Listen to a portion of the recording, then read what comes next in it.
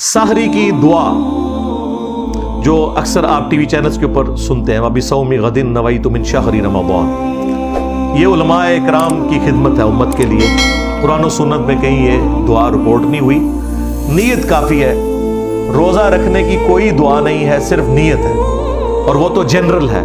بخاری مسلم دونوں میں حدیث ہے، انما الاعمال بالنیات، اعمال کا دار و مدار نیتوں کے اوپر ہے۔ تو نیت تو رات کو ہماری ہو جاتی ہے، یہ نہیں ہے کہ آپ نے صبح ایگزیکٹ اسی وقت اپنے دل میں کوئی نیت کو حاضر کرنا، وہ نیت تو ہے۔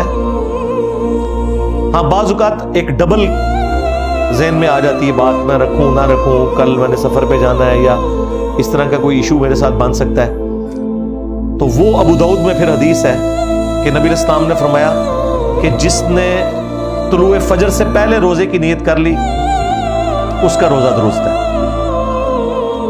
یعنی وہ پھر آپ نے نیت فجر کا وقت داخل ہونے سے پہلے، یعنی ختم سحری سے پہلے کرنی ہے۔ فرض روزے کی نیت، نفلی روزے کی نیت آپ جب مرضی چاہیں کر سکتے ہیں۔